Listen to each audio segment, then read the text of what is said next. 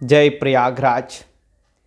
प्रयागराज के पवित्रतम इस कुंभ मेले में जहाँ करोड़ों करोड़ों श्रद्धालु संगम में त्रिवेणी में गोता लगा रहे हैं।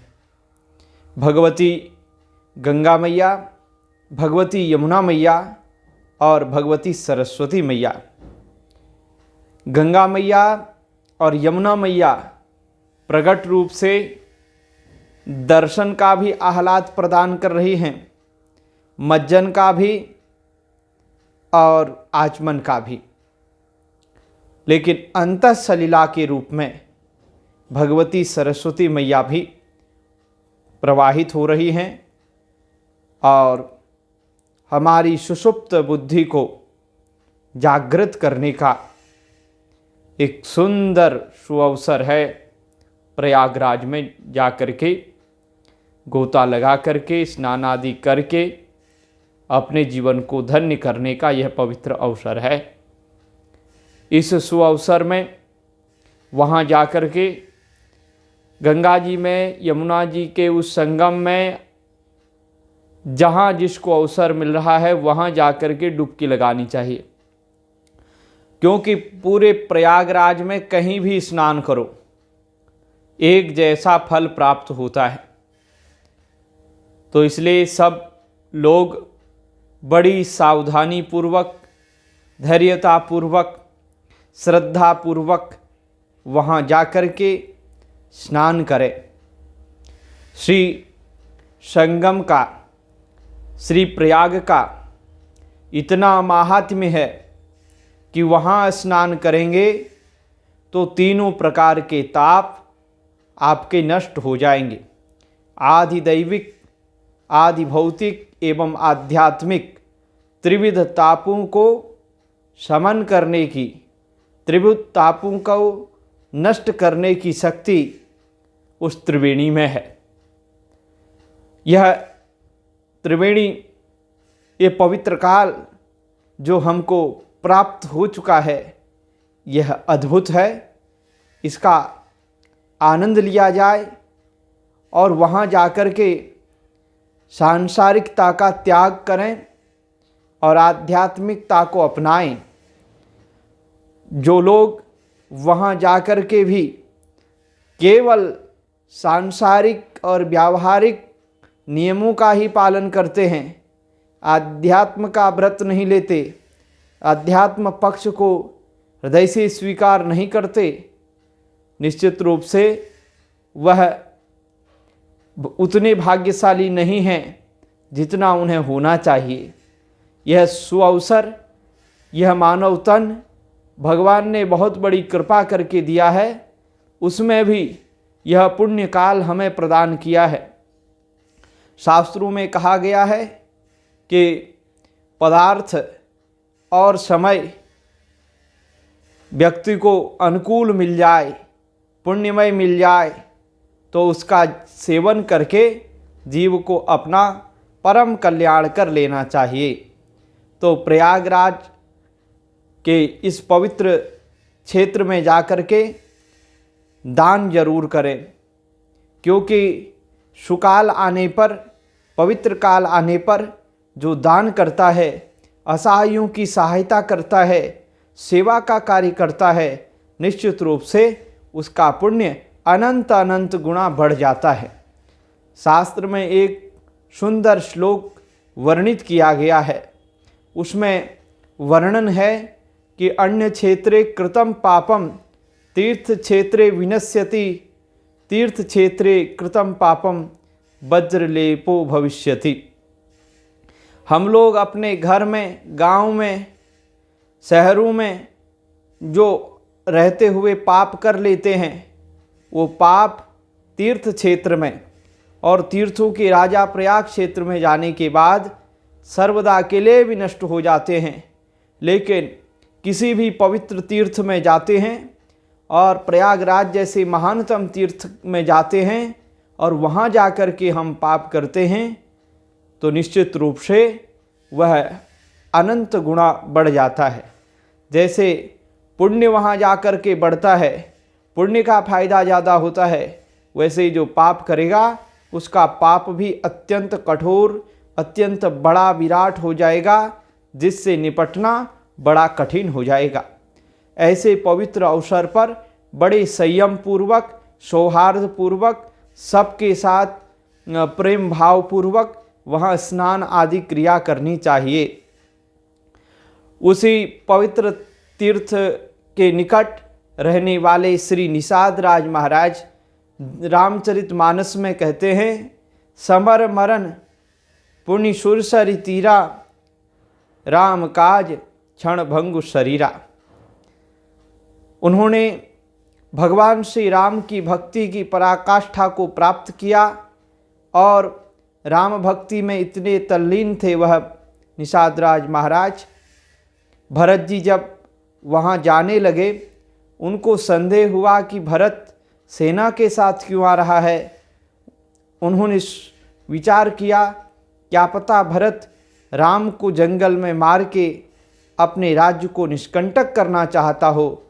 तो सब लोगों ने मिलकर विचार किया कि मित्रों, हम लोग राम जी की सुरक्षा के लिए अपने प्राण दे देंगे। अगर हम जीते तो भरत को भगाएंगे, अगर हम हार गए तो भी हमें कोई हानि नहीं होगी, क्योंकि हम युद्ध में मरेंगे। युद्ध में बिना पीठ दिखाए लड़ते लड़ते मर जाना, यह बहुत बड़ा पुण्य और पवित्र माना गया है।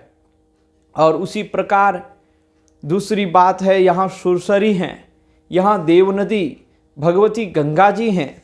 इस पवित्र क्षेत्र पर हमारा मरण होगा तो हमारी मुक्ति हो जाएगी।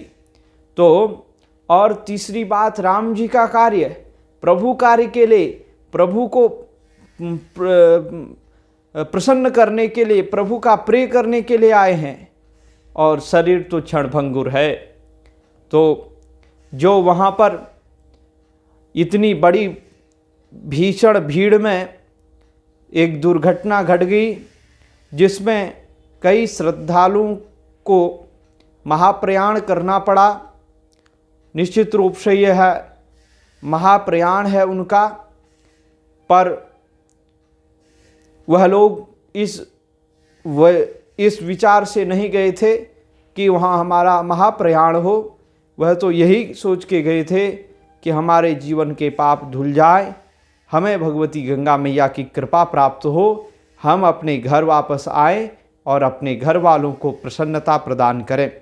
लेकिन उस दुर्घटना में कई लोग हताहत हुए, जो सांसारिक दृष्टि से बड़ा दुखद है।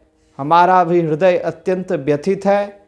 हम संवेदना प्रकट करते हुए भगवती त्रिवेणी से, भगवती गंगा में, यमुना सरस्वती मैया से यह निवेदन प्रार्थना करते हैं कि उनको अपने चरणों में स्थान दे। भगदड़ मच गई, अधैर्यता का लोगों ने परिचय दिया।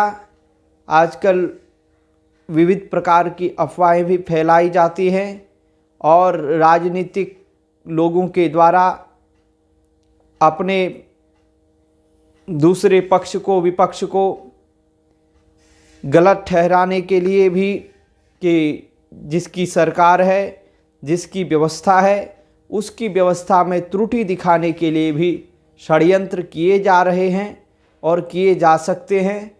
क्योंकि इन लोगों को सब लोग जानते हैं कि ये किस प्रकार से निरंतर सनातन का विरोध करते रहते हैं। इनको गलती ढूंढने का अवसर नहीं मिल रहा था।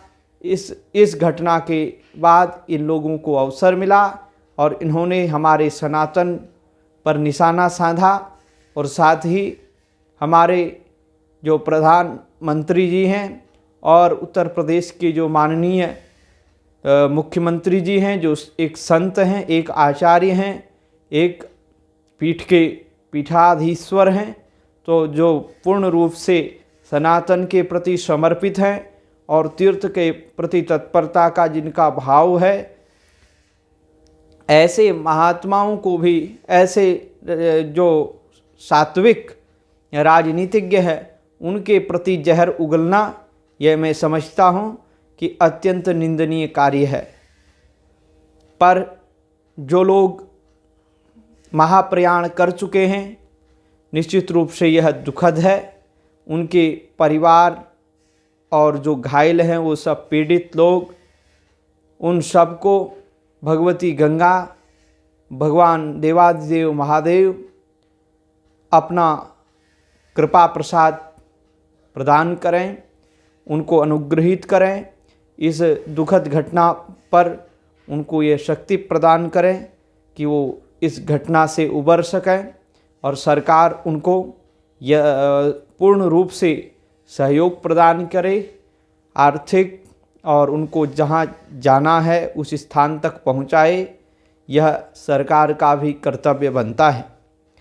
निश्चित रूप से जो लोग वहाँ पर महाप्रयाण किए हैं, निश्चित रूप से वह भगवती गंगा मैया के चरणों में स्थान प्राप्त कर चुके हैं, क्योंकि यह पवित्र काल और इस उत्तरायण के पवित्र अवसर पर माघ के महीने में और पुण्य क्षेत्र तीर्थराज प्रयाग में किसी का भी यदि प्राण उत्सर्ग होता है तो निश्चित रूप से वह मुक्त हो जाता है, मुक्ति का भागी होता है। निषाद राज का वह जो वाक्य है, पंक्ति है, उसको इस परिप्रेक्ष्य में इस प्रकार रखा जा सकता है कि प्रयागराज पुनि त्रिवेणी तीरा महाकुंभ पर्व क्षणभंग शरीरा। तो यह प्रयागराज और त्रिवेणी का वह संगम, उसके तीरे, और साथ ही इतना महानतम पर्व जो लगभग 143-44 वर्षों बाद हमें प्राप्त हुआ है। तो ऐसे ही काल में जिन लोगों के प्राण गए हैं, निश्चित रूप से भगवान उनको अपने चरणों में स्थान दे और उनके परिवारीजनों को पूर्ण रूप से इस दुख की घड़ी पर धैर्य बधावे, शक्ति प्रदान करे धैर्य की। और साथ ही सरकार से निवेदन है कि निश्चित रूप से वह उनकी पूर्ण रूप से सहायता करे। और आगे से अब जैसे वीआईपी कल्चर है वो हटा दिया गया है, यह भी एक सुखद घटना है, सुखद बात है, आनंद की बात है। सब लोगों को समान रूप से तीर्थों का, मंदिरों का दर्शन करने का अवसर प्रदान करना चाहिए। वीआईपी कल्चर यह अत्यंत निंदनीय है। इस प्रकार से इस गणतंत्र, इस जनतंत्र, इस स्वतंत्र, इस समान नागरिक वाले देश में यह होना, हम समझते हैं यह अत्यंत निंदनीय विषय है। अब इस पर सरकार संज्ञान ले कि किसी भी बड़े मंदिर में वीआईपी कल्चर का ना हो, सबको समानता पूर्वक दर्शन कराया जाना चाहिए। और सबकी समानता है। तीर्थों में, मंदिरों में जो भगवान के स्थान हैं, वहाँ कोई बड़ा छोटा नहीं होता है। हाँ, बड़ा कोई होता है तो अपनी साधना से होता है। वो संत बड़े हो सकते हैं जो भगवान की भक्ति में लीन हैं, लेकिन कोई सांसारिक धन वाला व्यक्ति भगवान के दरबार में बड़ा नहीं होता। इसलिए इस विषय पर निश्चित रूप से विचार करना चाहिए। हम तीर्थराज प्रयाग के इस पवित्र संदर्भ में सबसे निवेदन करना चाहते हैं कि वहाँ श्री लेटे हनुमान जी महाराज का दर्शन करिए, संगम में स्नान कीजिए, यथाशक्ति वट वृक्ष का दर्शन कीजिए, अक्षय वट का दर्शन कीजिए, और साथ ही वहाँ कहीं कल्प वृक्ष सुनने में आया उस स्थान का दर्शन कीजिए और संतों का दर्शन कीजिए। आप लोग ये सुना है कि किसी की आँखों को देख रहे हो, कोई मोनालिसा नाम की एक लड़की है, गरीब लड़की है बेचारी, जो मालाएं बेचने के लिए आई थी, और उसको यूट्यूबर्स ने और भी लोगों ने इतना परेशान किया, उसके साथ फ़ोटो खींचने, उसकी वीडियो बनाने और उस लड़की से का जो काम था वह विधि पूर्वक कर नहीं पाए। उसकी माला नहीं खरीद रहे थे, केवल उससे फ़ोटो खींच करके अपने स्वार्थ की, अपनी कामातुरता की पूर्ति, अपनी उच्छृंखलता को वहाँ पर प्रकाशित कर रहे थे, जो अत्यंत निंदनीय है। वह बेचारी लड़की गरीब परिवार की थी। हम समझते हैं कि उसके साथ यह अत्यंत गलत हो रहा था कि उसका जो काम था माला बेचने का, वह अपना काम भी नहीं कर पाई और उसे अपने घर लौटना पड़ा और सरकार से मदद मांगनी पड़ी कि मुझे घर पहुंचा दो। और साथ ही वो फेमस हुई, ये एक अच्छी बात है। एक छोटे घर की लड़की बेचारी, कम से कम आजकल सोशल मीडिया का ज़माना है, तो फेमस हो गई तो अच्छी बात है। पर वह बेचारी गरीब है, उसके पास कोई सोशल मीडिया का पहले से कोई सहारा नहीं था।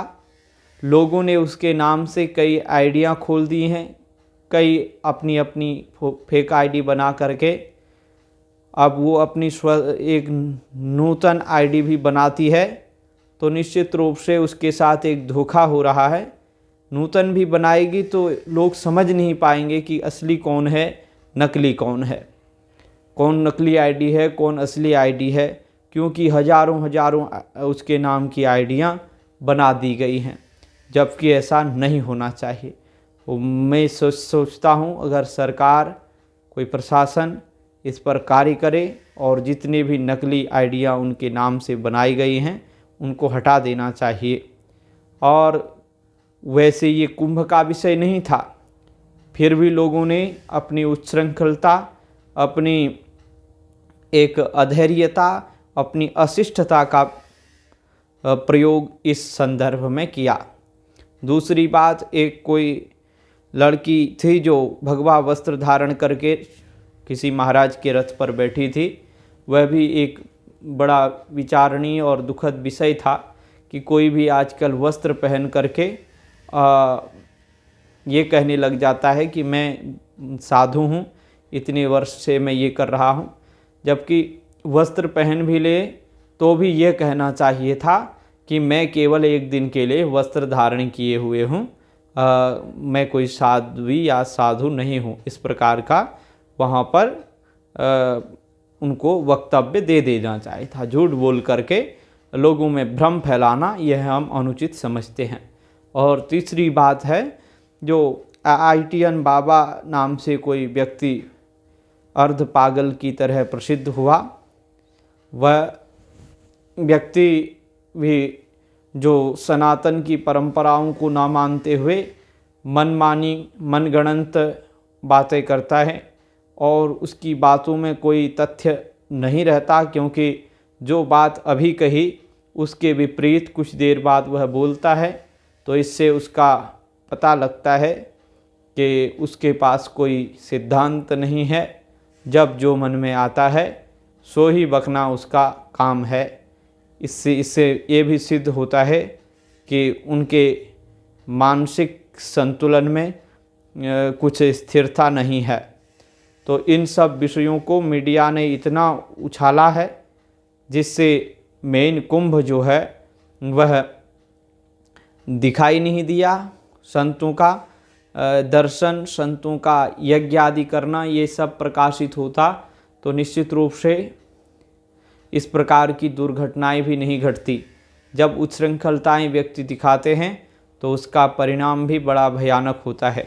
इसलिए हम सब सरकार से निवेदन करते हैं कि इन सब विषयों पर विशेष ध्यान दिया जाना चाहिए, ताकि आगे से इस प्रकार की कोई घटना ना हो।